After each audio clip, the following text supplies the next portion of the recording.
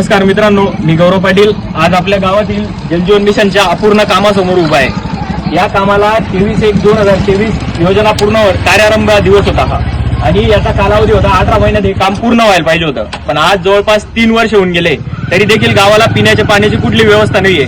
हा प्रोजेक्ट म्हणजे अक्षरशः आपल्याला प्रति घरात प्रति दिवस प्रति व्यक्ती 55 लिटर पाण्याची शाश्वती शासन देत होतं, पण मी तुम्हाला आता सत्यता दाखवतोय। हे प्रोजेक्ट हा प्रकल्प कुठपर्यंत आलाय याला जवळपास 3 वर्ष उलटून देखील इकडे मी तुम्हाला दाखवतो। 3 वर्ष उलटून देखील हे खड्डे जसेच्या तसे येत होतं। हे बघा, हे कुठलाही म्हणजे अक्षरशः याला जवळपास 3 वर्ष झाल्यानंतर देखील हे जसेच्या तसं पडलेलं आहे।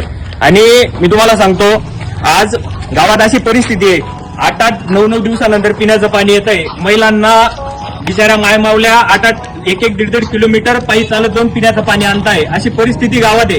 1,85,00,000 हा प्रकल्प होता। या प्रकल्पामध्ये इतका मोठा भ्रष्टाचार असल्याची आम्हाला शंका आहे। मी त्या कॉन्ट्रॅक्टर आणि त्या अक्षरशः त्या सरकारी अधिकाऱ्यांना एवढंच सांगू शकतो की हे जे तुम्ही केलेलं आहे एकदम चुकीचं केलेलं आहे। मला या कामात खूप मोठा भ्रष्टाचार वाटतोय।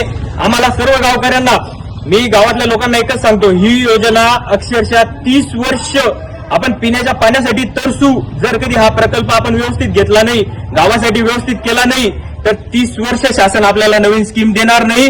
कारण की शासनाकडनं स्कीम मंजूर करणं खूप अवघड असतं। आपलं नशीब ते आपल्या गावासाठी आलेलं आहे, पण त्यात जर कधी असे भ्रष्टाचारी लोक आहे, जर कधी आपल्या पिढ्या, आपल्या येणाऱ्या भविष्यातील पिढ्यांना जर कधी पोखरतील, आपल्या गावाचं भविष्य जर कधी उद्ध्वस्त करतील, तर माझी गावातल्या लोकांना विनंती आहे, अक्षरशः आपण एक थेंबासाठी तरसू तरी सुद्धा आपल्याला पाणी भेटणार नाही पिण्याचं।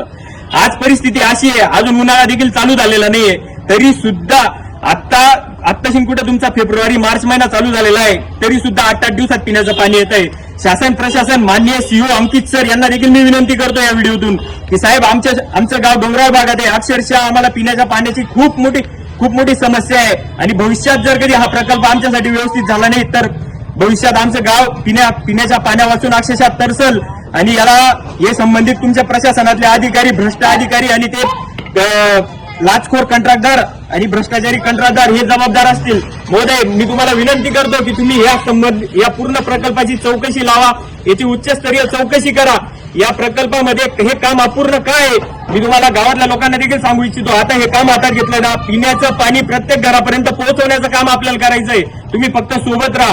तुम्ही जर सोबत राहिले तर आपण नक्की हे गाव एक नंबर बनवू, पण त्याच्यासाठी सगळ्यात पहिले जे हरामखोर आपल्याला आडवी येतील ना, जे आपल्या गावाला पोखरतील, जे भ्रष्टाचार करतील, त्यांना पहिले हाकला। कारण की आपल्याला जर गाव एक नंबर बनवायचं आहे ना, तर भ्रष्टाचारी सगळ्यात पहिले हाकलावे लागतील। आता कोणी म्हणाल हा असं करतोय, तो तसं करतोय, मला त्याच्याशी काही देणं घेणं नाही। मला फक्त एकच गोष्ट समजते की मला माझ्या गावातल्या महिलांना 1-1, 1.5 किलोमीटर पायी चालत नाही जाऊ द्यायचंय पाण्यासाठी। आणि हे काय आपल्याला पाणी म्हणजे भीक नाही देते। आपण असं मागतो ना, आज पाणी सोड, सकाळ पाणी सोड, कसाले पाणी सोड, ती काय भीक आहे का? आपण भीक मागतोय का? तो आपला अधिकार आहे।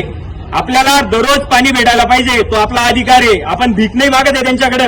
त्याच्यामुळे तुम्ही एक लक्षात घ्या, माझ्या महिला माता भगिनींना देखील मी एकच सांगतो, तुम्ही फक्त सोबत राहा। आपल्याला प्रति जसं शासन म्हणतंय ना, प्रति दिवस प्रति व्यक्ती 55 लिटर पाणी आपल्याला यांच्याकडनं ही प्रकल्प पूर्ण करून घ्यायचा आहे। सीओ साहेबांना देखील विनंती करतो की साहेब, तुम्ही आम्हाला मदत करा, या प्रकरणाची चौकशी करा आणि जर कोणी दोषी असतील त्यांच्यावर कारवाई करा। अन्यथा आम्ही सर्व गावकरी मिळून एक दिवस तुमच्या ऑफिस समोर हंडा मोर्चा काढू म्हणजे काढू, यात काही दुमत नाही।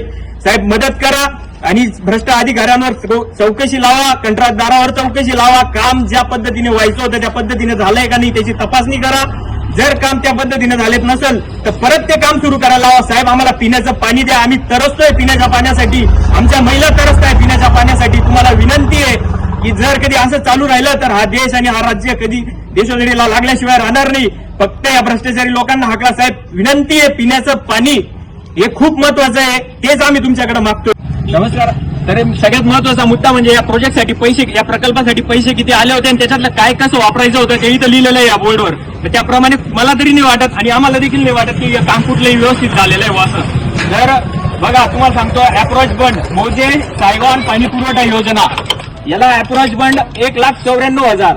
ट्रायल बोर, विहिरीत मारायचा आपल्याला बोर, तो बोर आपण जो विहिरीत आडवा बोर मारतो त्याला 1,21,764।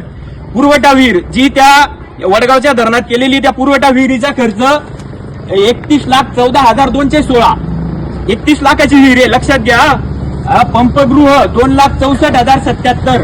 पंपिंग मशिनरी म्हणजे मोटरी, पंपिंग मशिनरी 6,01,764, ऊर्ध्व नलिका म्हणजे पाईपलाईन 64,64,606, पाण्याची टाकी पहिल्यांदा एक सांगतो, ही पाण्याची टाकी दुसऱ्यांदा बनवण्यात आलेली आहे. पहिली टाकी वाकून गेली, इंजिनियर आणि हे भ्रष्ट अधिकारी यांच्या त्या अबद्ध नियोजनामुळे ही पाण्याची टाकी दुसऱ्यांदा बनवण्यात आली आहे आणि ही देखील लिकेज आहे.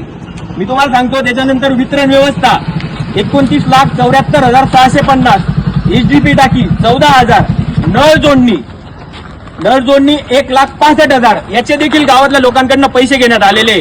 कोणाकडनं 1200, कोणाकडनं 1300, कोणाकडनं 600 असे पैसे एक नळ जोडणीचे घेण्यात आलेले. नामफलक 10,000 म्हणजे हा फलक.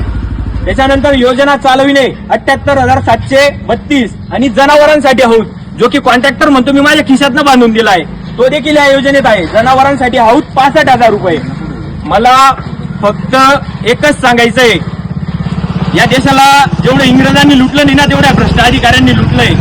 मी एकच विनंती करतो, फक्त माझ्या गावाला पिण्याचं पाणी पाहिजे. मला बाकीचं, आम्हाला सगळ्यांना बाकीचं काहीच माहित नाहीये. आम्ही पाणी पाहिजे, पाणी पाहिजे.